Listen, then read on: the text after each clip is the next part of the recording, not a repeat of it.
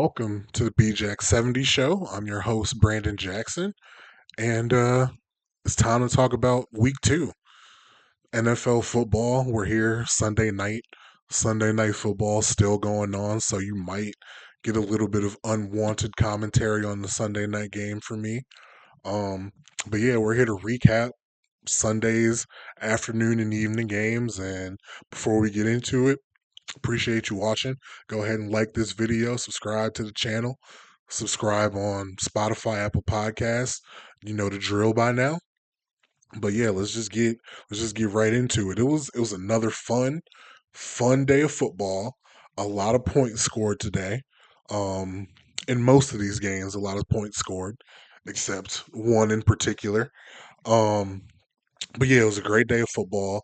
Some injuries, some big plays, some crazy finishes, but let's just get into it. I'm on ESPN.com here, and I'm just gonna scroll scroll down in the order that they have it. So we're talking about Cincinnati 31, Jacksonville 27. We'll talk about that one first. Obviously, the story coming out of that game, Joe Burrow, toe injury, ligament damage, possibly could likely, likely maybe be out for 3 months, and that's tough. That's tough. That if he's out for 3 months, that's a wraps on their playoff hopes. Um, the path for them to make it to the playoffs was Joe Burrow be the quarterback you were last year, plus a little bit more. It was make the Cincinnati offense the number one offense in the NFL and the number one scoring offense in the NFL. And if Jake Browning is going to be the quarterback for a significant period of time, don't think that's going to work out. Um, Speaking of the Sunday night game, Kirk Cousins, do they want to make a move for Kirk Cousins? But I mean, they've had Jake Browning in this spot before, and he's done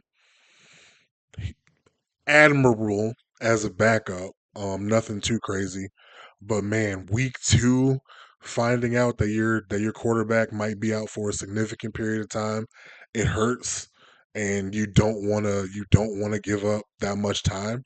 So I could see, in theory, like Kirk Cousins being an option, if they wanted to go that route. Um, or they might just run it out with Jake Browning. I don't know. We'll see. We'll see how that goes. I guess we got to get the news specifically about how long Joe Burrow might be out. Got to get start there and then figure it out after that. But uh, but yeah, tough. But they won this game. They won this game. They're 2-0. Jacksonville's defense is dreadful, just like Cincinnati's is. And Trevor Lawrence, we let's have a conversation.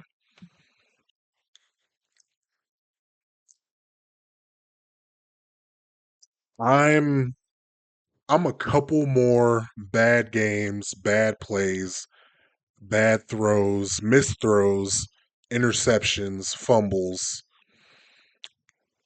However, I'm not going to put a specific number on it, but I'm losing my patience with Trevor Lawrence.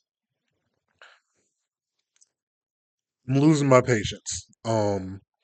If there was going to be a year for him to finally put it all together, it needed to be this year. And I know he has a new head coach, first time head coach, new play caller. He's had new play callers almost every single year he's been in the league. But you got to take some personal responsibility because the play calls aren't really the problem.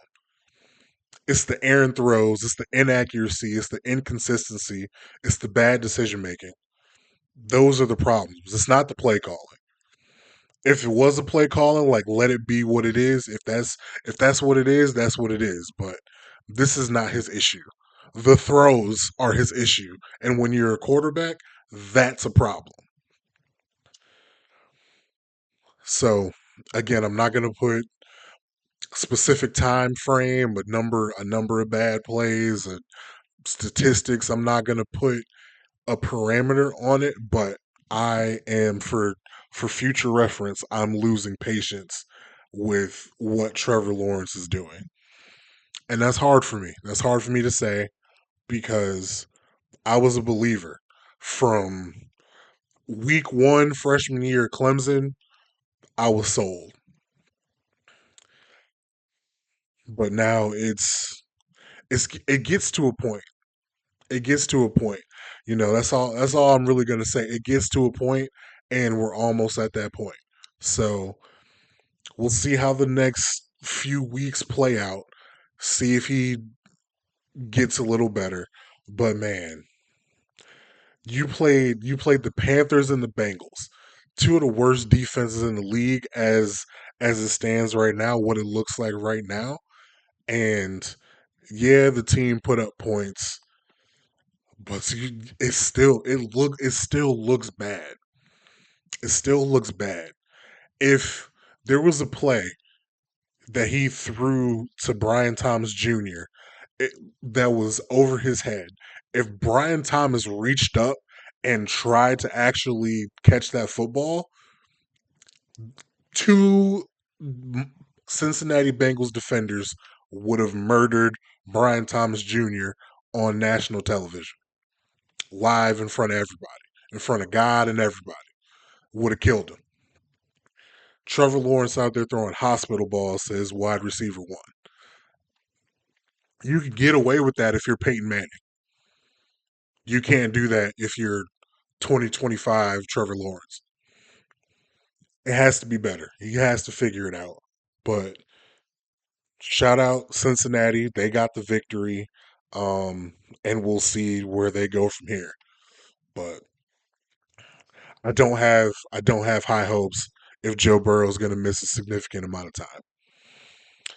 All right. Next one. Cowboys Giants. What a game that was. Cowboys 40, Giants 37 in overtime. Cowboys, walk off field goal. Brandon Aubrey hits the game winner, no time left. This was crazy.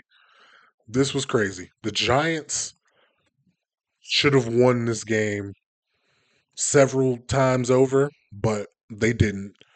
Um, Towards the end, their defense looked tired. Like, I think the defense played 80 plus snaps.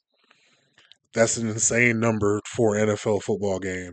Um, Dak did what he needed to do. George Pickens made plays. CeeDee Lamb made plays. Javonte Williams made plays.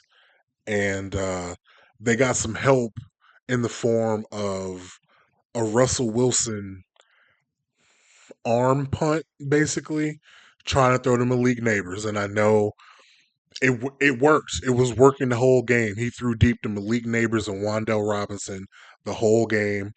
So why stop doing it? I get it. But man, he threw it. Malik Neighbors went this way. The ball went this way. Just, should have been fair caught. That interception could have been fair caught. And yeah, that was it. Dak Prescott, Cowboys got the ball. They did what they need to do. Brandon Aubrey comes in, maybe best kicker in the league currently, and does what he needs to do. Kicks it, walk off field goal. Um, Cowboys 1-1, they got a victory. That defense, atrocious. Atrocious. It's real bad. It's real bad. They're gonna lose a lot of games if they're giving up 37 to the New York Giants. It's gonna be real bad. Real bad, real bad. New York Giants, surprised you guys 37 points. Russell put up a great stat line. He did enough to win. He did enough to win right up until he lost the game for them.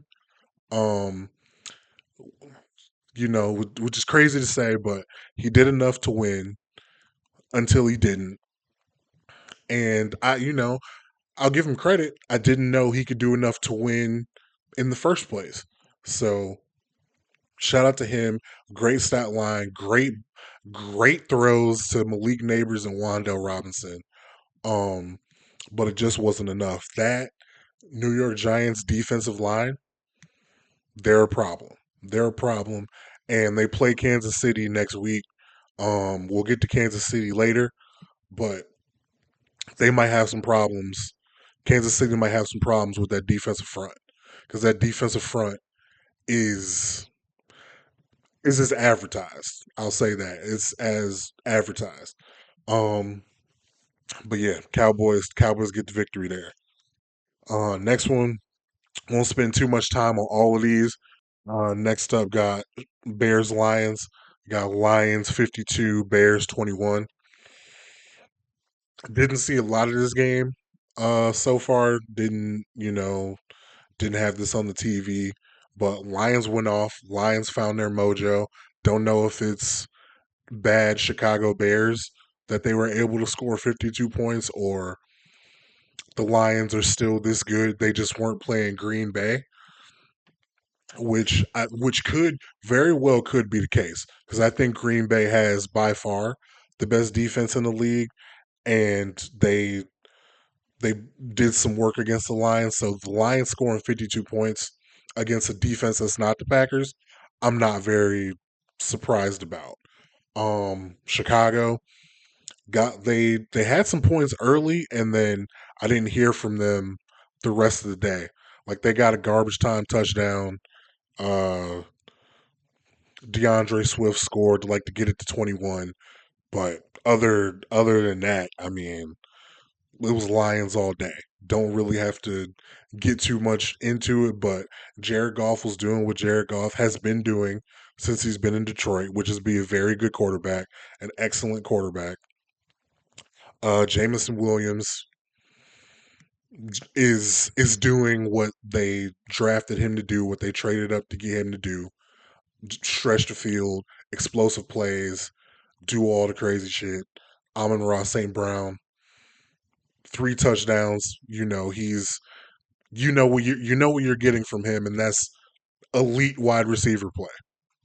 So, but yeah, don't have to talk too much about that one.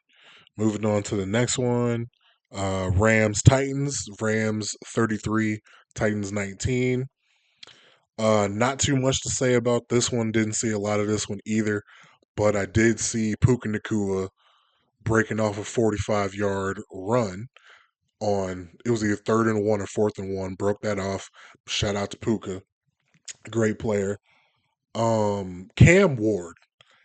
If you haven't seen it, please go find it and watch it. Cam Ward threw a touchdown pass across field, across his body, in the exact way that they tell you to never throw a football. Cam Ward did it, and it was completed for a touchdown. Um, Showed you exactly why he was the number 1 overall pick in the NFL draft. Um, and it does show you why some people were a little hesitant about Cam Ward because of the decision making. Those are the type of decisions that he makes.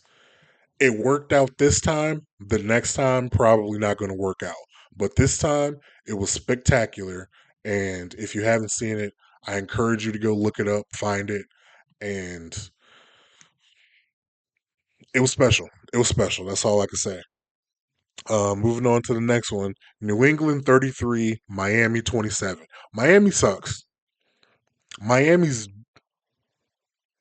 dog doo doo. It's I, they were better offensively this week. Um, Tua got some stuff going. Devon Achan is a godsend for them because it wasn't for him, I don't know how many points they would end up scoring. Tua threw a touchdown to Jalen Waddle. It was a good pass. Um, this team is not good. This team is not good. Tua, if he gets the ball off now, accuracy was his calling card. Now they're all over the place. He's missing guys high, almost throwing interceptions, actually throwing interceptions. Um, this offense is built on timing and anticipation, and he's not doing either of those things well at all. It's ugly. It looks bad. The defense stinks. Um, Patriots got this win. I knew the Patriots were going to win. I didn't want to bet it just because I'm not a huge fan of what the Patriots got going on, but because it could really go either way sometimes with them. But Patriots get the victory. Um, yeah, I don't have really much to say about that one except Miami sucks. Don't wanna don't wanna even be associated with the Miami Dolphins. Is ugly. Um, Next one, San Francisco 26, Saints 21. Saints have been a little frisky. They're 0-2, but they've been a little bit more frisky than I anticipated. Their 0-2 feels a lot better actually than the Dolphins 0-2 because the Saints don't really have a lot. Like they don't have a franchise quarterback. They don't have two highly paid wide receivers. Um, they don't have like a highly paid quarterback. They have they got Alvin Kamara, they got Chris Olave, they got Cam Jordan, and some dudes. So it'd be understandable for the Saints to be 0-2 and to be like woeful and not great at all. But they've fought hard. So shout out to Kellen Moore getting them to compete every week. But they came up short against the Mac Jones led 49ers. Didn't see a lot of this game. Um, but yeah, don't really need to talk about this one too much. I didn't see much of it, but 49ers came out with that one. Buffalo Bills 30, New York Jets 10. Fields was knocked out of this one, but it was up early for them. Josh Allen, uh, but the Bills 30, New York Jets 10. Justin Fields got knocked out of this one. The Jets offense looked how I thought it was going to look, not how they looked against Pittsburgh. Uh, Josh Allen got hit in the face. Um, but it was like he came out of the game and came back in, but he was okay. James Cook was the story of the day for the Buffalo Bills, and they got up early and stayed up. Nothing, nothing much to report there. Seahawks, Steelers, Seahawks 31, Steelers 17. Um, Terrible play by Caleb Johnson on the kick return, not fielding the kick and just letting the Seahawks go ahead and pick it up in the end zone for a touchdown. Completely changed the complexion of this game. Um, it was, I think when that happened, I think when it happened, it was tied, and they went up seven. Steelers got the ball back, didn't do anything, and they went and scored again. I think that's what happened. Um, I don't remember. I don't remember for sure. But either way, that play was terrible. Um, if he wasn't a second or third round pick, a high like a valuable pick, he would probably be getting cut. Um, but because it was that bad of a play. But yeah, Steelers go ahead and lose that game because of a blunder. Um, and yeah, Seahawks they're fine. A lot of people have I've seen a lot of people on the internet talk about how the Seahawks don't really have an identity. Um, Today they ran the ball. They ran the ball pretty well. Sam Darnold threw for 295 and two touchdowns. I mean, Jackson Smith and Jigba, 8 catches, 103 yards. Like it's whatever. Like they got to win. They came across. That was Brandon's bet. Also, Steelers messed that up for me. Uh, but it is what it is. And going to the next one, Browns 17, Baltimore Ravens 41. I got a lot to say. Um, Shout out to the Ravens. Lamar Jackson had a great day. Derrick Henry didn't have a great day, but they didn't need it. Um, this Browns defense, 10 guys on it, doing exactly what they need to be doing a great job. Whoever's playing the nickel, whether it's Cam Mitchell or Miles Harden, whoever they have in there, ref, do something. Something has to happen. They're in there getting toasted. The nickel spot gave up 3 touchdowns today. That's unacceptable. That can't happen, especially when everybody else on the defense is doing what they need to do. Um, yeah, it's just flat out unacceptable. It was embarrassing to watch. Um, that position got toasted over and over and over again all day.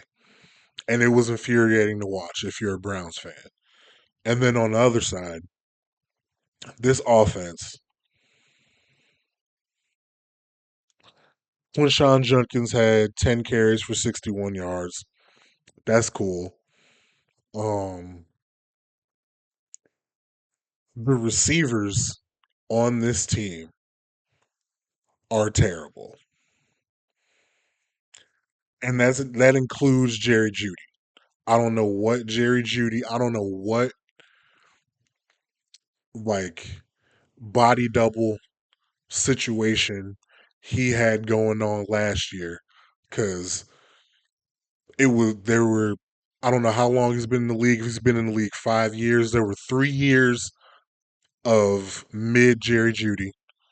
Last year, Jameis came in, got excellent Jerry Jeudy. Now we're back to mid Jerry Jeudy. And if Jerry Jeudy's mid, he's the best receiver that we have on the team. So that lets you know what the rest of the depth chart is behind him. Cedric Tillman not getting open. Jerry Jeudy not getting open. David Njoku, I'm gonna hold my tongue for right now, but doesn't look. I got to go back and watch the film.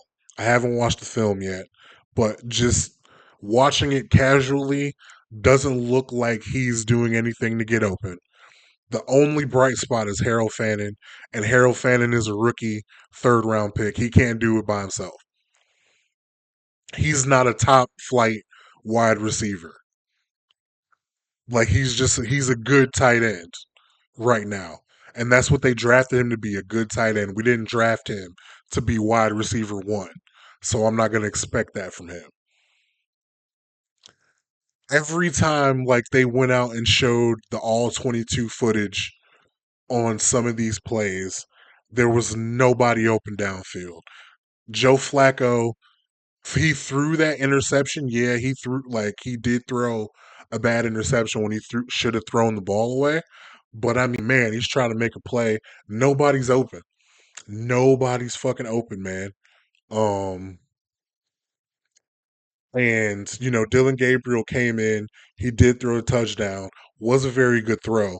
But I even said I didn't want Dylan Gabriel to come in, and it's not because I'm a hater, but honestly, for his own good, and I definitely don't want Shador to be in for his own good because these receivers aren't getting open. I don't want either of them to come in there and look stupid trying to make plays throwing to these mid receivers. I just don't want it for them. And I don't want it for us. I don't want it for the fans because the fans are going to overreact because they're not making plays. There's no plays to be made, flat out. And again, I have to watch the film, but from watching the broadcast, this offense is terrible. And we play the Green Bay Packers, best defense in the league, next week. Whatever the line is, I'm taking Green Bay. Whatever the line is. That's a Brandon's bet for next Friday. I'm letting you know right now. Whatever the line is, I'm taking the Packers. And I'm taking the under. Don't care. Don't care. Well, I guess I have to look at what the over under is. I'm taking the Browns team total under, whatever it is. If it's three, I'm taking the under three. So that that goes to show you how I feel about this offense. It's terrible. It's terrible. I'm gonna move on because I don't want to talk. I don't want to talk about it anymore. Um, Panthers Cardinals. Cardinals won 27-22. The game had no right to be this close towards the end. Um, there was a lot going on, a lot I couldn't pay attention to, but Cardinals won.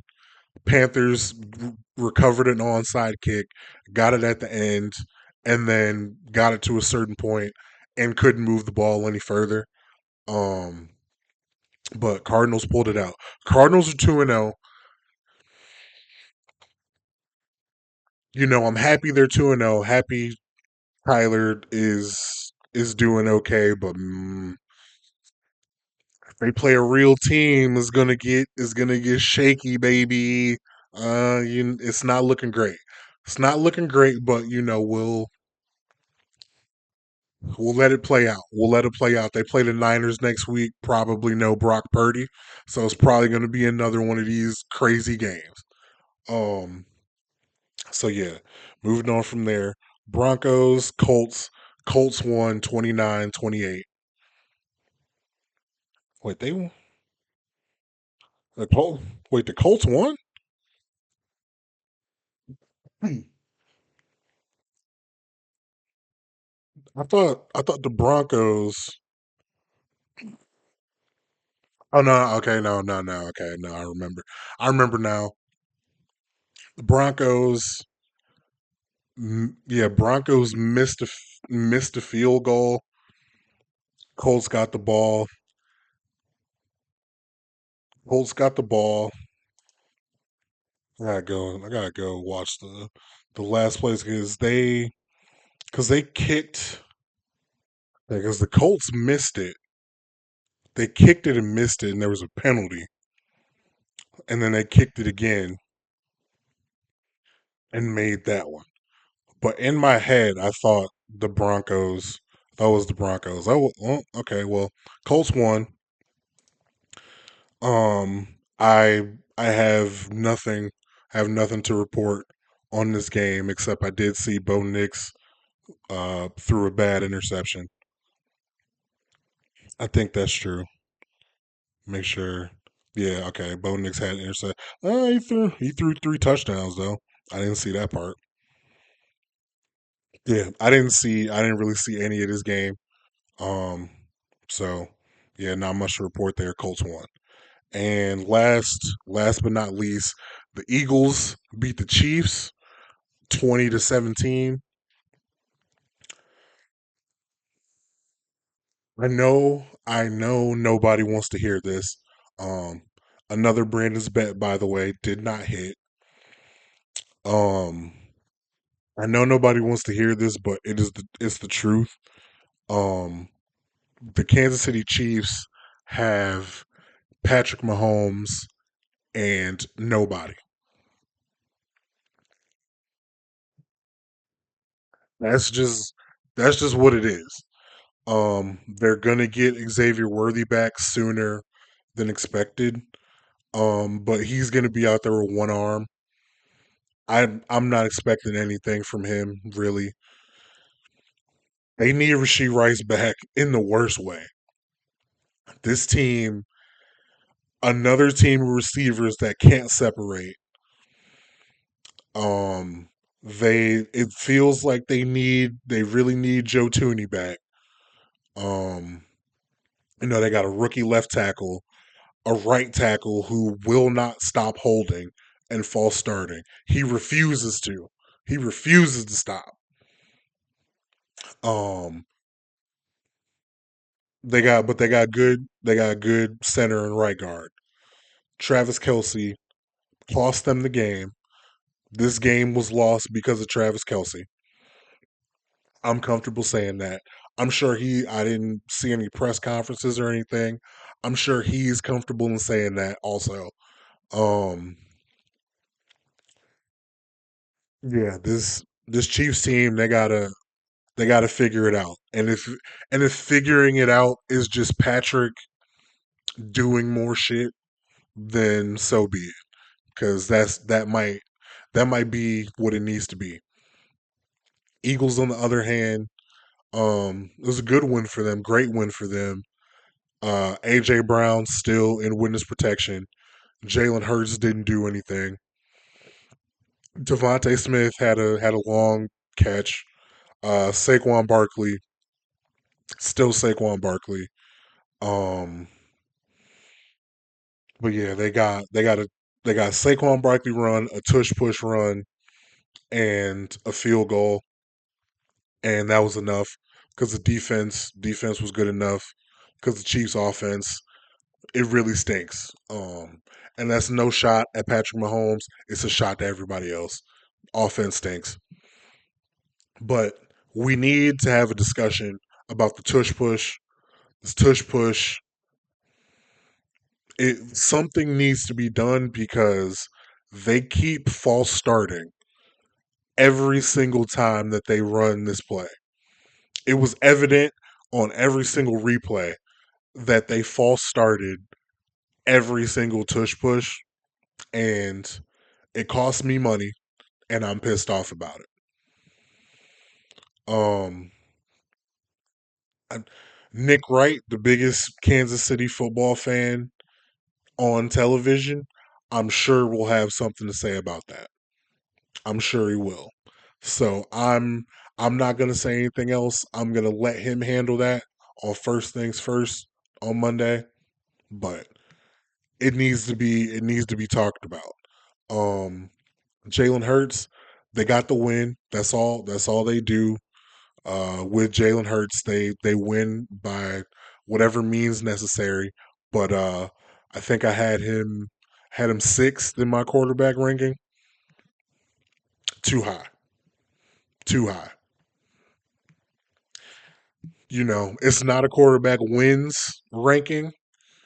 Um, if it was a quarterback wins ranking, then he would be up there, probably top three, top two. But it's not a quarterback wins ranking. It was a quarterback ranking. I had him number six. That's too high.